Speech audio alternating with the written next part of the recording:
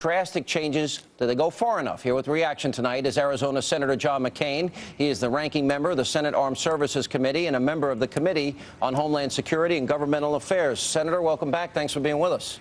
Thank you, Sean. Interesting times. Well, interesting and extraordinarily dangerous. I listened very closely to the president's remarks tonight, and as he was praising the demonstrators and showing his support for the demonstrators, he didn't, and talking about full participation even of opposition parties, the thing that struck me the most about this, does he not realize that if the Muslim Brotherhood, which is now creating a coalition with al-Baradei, get in power, that could mean another Iranian-style theocracy? Well, first of all, al-Baradei is not a friend of the United States. Second of all, he could be a figurehead for the Muslim Brotherhood since he has no real following in Egypt. He's lived most of his life outside of Egypt. Second thing is the Muslim Brotherhood, we ought to recognize, is an organization that wants Sharia law, is tied up with Hamas, has been, is by any definition a radical Islamic organization, although they may be portraying themselves as somewhat different.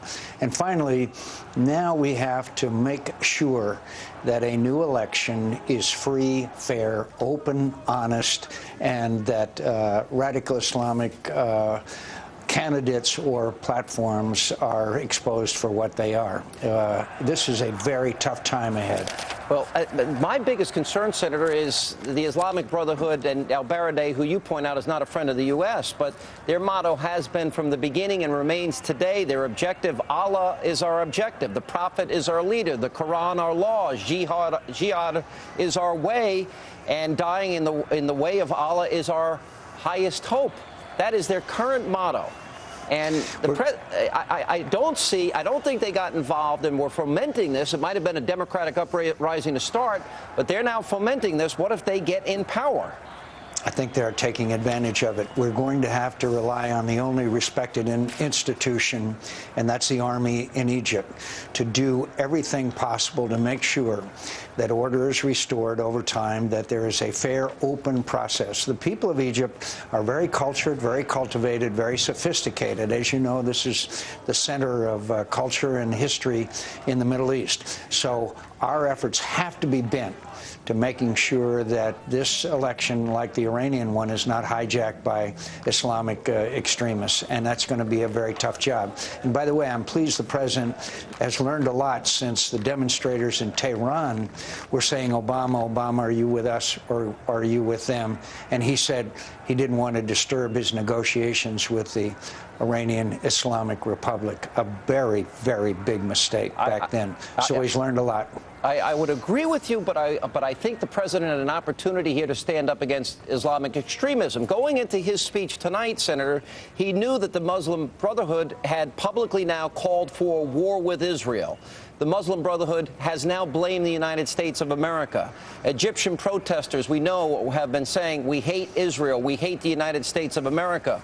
There was a Pew poll that came out just in 2010 where literally 17% of Egyptians, tying with Turkey and Pakistan, for the most negative view of the United States. Now, one other piece of history. When the president spoke in Cairo, apparently the New Republic had reported at the time that he had invited members of the Muslim Brotherhood to go see his speech. It seems to me that I don't sense that the president has an awareness of just how dangerous this group can be. Well, I hope he addresses that issue and does as quickly as possible. The reality on the ground is Mubarak is exiting, and he is going to be gone from the scene one way or another. The army is an institution that is respected all over Egypt. They have had close relations with the United States, particularly the United States military, and they're going to carry a great responsibility. I believe that a success or failure of Egypt reverting or moving into a radical position is directly related to how the army is able to control things and make sure they have free, open, fair elections and an open and free society. You know, if we were to come up with an analogy, and I was thinking about this today, when you look at Tunisia and Lebanon and the Muslim Brotherhood in Egypt and Jordan and all that is happening here, You know, it seems to me that if the 20th century, the Communist Party represented its very existence a threat to democracy and individual liberty and women's rights and freedom of religion, it seems to me that Islamic extremism is the 21st century threat that type of totalitarian rule posed in the last century. I agree, and I also think as long as we are dependent on oil for the health of our economy, it's going to be very vital. And I'm glad you mentioned Lebanon. Lebanon is the miner's canary in the Middle East. The government has just been hijacked by Hezbollah, a terrorist organization with thousands of rockets aimed at Israel from southern Lebanon.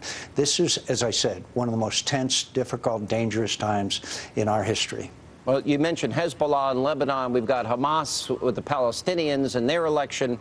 You've got the Muslim Brotherhood with ties to both radical organizations. Now their influences in not only fomenting what we've been watching in Egypt, but similarly in Jordan. What do you think about what the king is doing in Jordan? I worry about the population disparity in Jordan. As you know, 65% Palestinian, and he is a Hashemite. He is a popular leader. He has been a tremendous ally in this whole effort to preserve Israel's security and to help us in so many ways in the region that I can't even go into them. But it's in danger, too. The King of Saudi Arabia must be very, very nervous tonight. But our effort has got, as I'm being repetitious again, people do want freedom, they want democracy, they want the same, they have the same human yearnings that we do. What we have to do is play the role and help those elements within Egyptian society and those society that give people the kind of government they want. People in Iran don't like the government that has been hijacked by the Ayatollahs, and we have to, our mission is to make sure that these countries aren't hijacked by radical Islamic extremists. Would the president not have a role then, Senator, in taking a position in principle, moral authority, to tell the world that an Islamic fundamentalist state is unacceptable and that they should reject these terrorist organizations? Because I didn't hear that from him today, and I've not heard that from him throughout this crisis. If not saying that it's unacceptable, say that they can never achieve their goals and aims of the people that are in the streets today in various countries if they are subject to the rule of Ayatollahs such as the people of Iran are. And I think he has to make that message very loud and very clear. And we are a beacon of hope to all of these people. And we are shown, again, the universality of the yearning for human rights and freedom. And we have to make sure they're not hijacked. All right, Senator, thank you for being with us on this busy news night. Appreciate you being here. And coming up, the president may have gone to Cairo and denounced extremism, but it looks like the actions of his administration undermine his message. Now, what they did in terms of having bolstered extremists in Egypt, we'll explain that coming up next. Plus, California Governor Jerry Brown uses the crisis in Egypt for his own political gain. You won't believe what he had to say. We've got that tape and much more coming up on this edition of Hannity.